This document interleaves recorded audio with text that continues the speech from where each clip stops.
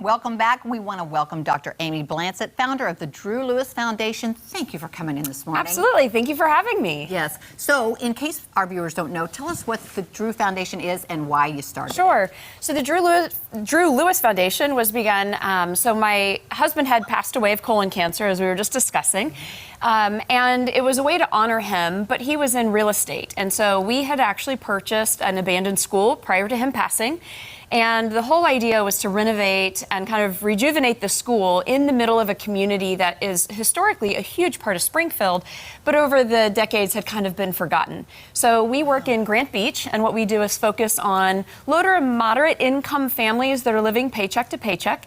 And we help them either get additional education or just the support and hope that they need in order to take those steps in order to build better stability for their family. So do you still have that school? I do, oh, yes. Wow. Yeah, so I ended up donating it to the foundation, and now we work as a community hub.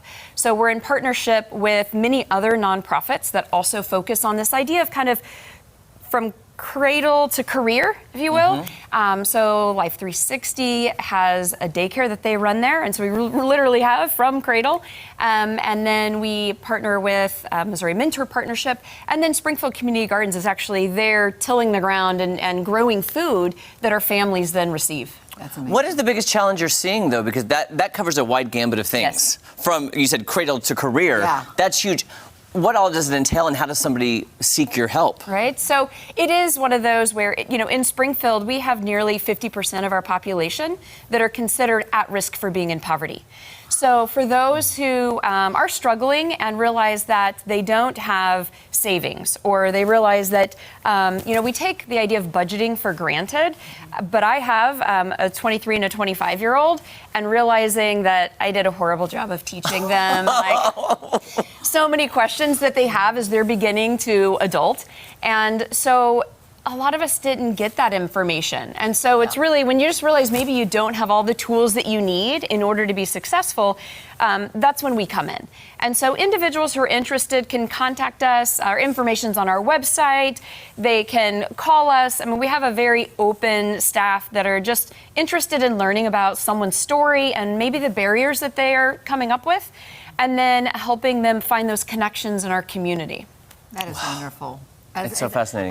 50%. That's just sticking in my head. Yeah, I mean, it's one of those where we don't realize it might be some of our coworkers. It might be the person who's next to you at church, because none of us want to admit or talk about the fact that we're struggling, or that we're worried about our kids can't do even like a summer camp or things like that many of us maybe just take for granted that we can do. Right.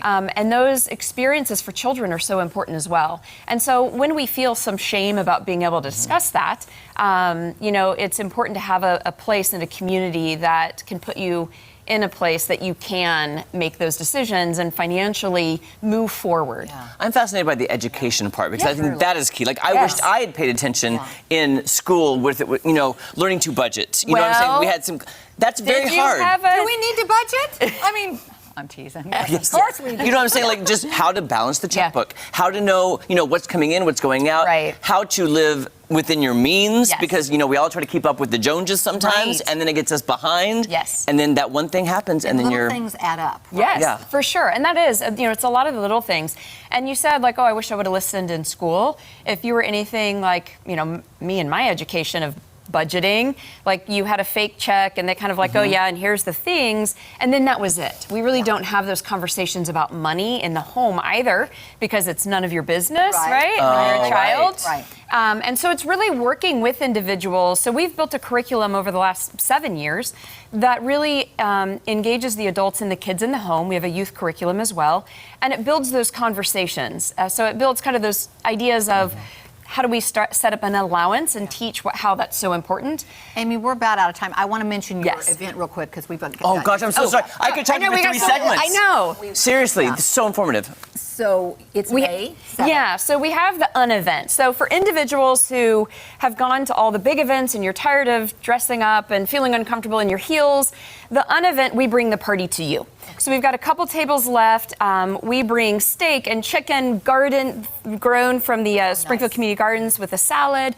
And then it's all on Zoom, since we all so love Zoom now. But you get to connect in your own home. And then we have fun little challenges and things that individuals will do. And they can find out more about that, how? They can come to our website, drewlewis.org, or of course they can contact us and we'll tell them more about it. Thank you so much. Absolutely. Thank you for what you're doing and putting your time into And something please good. come back because I have 1,000 more questions For now. sure. Seriously, this was I know. so informative and I want to keep going. So, Yeah. okay, don't go anywhere. Face Off is coming up next. I apologize about the event. No I worries. was. I know. I have like Wait a 17 second. more.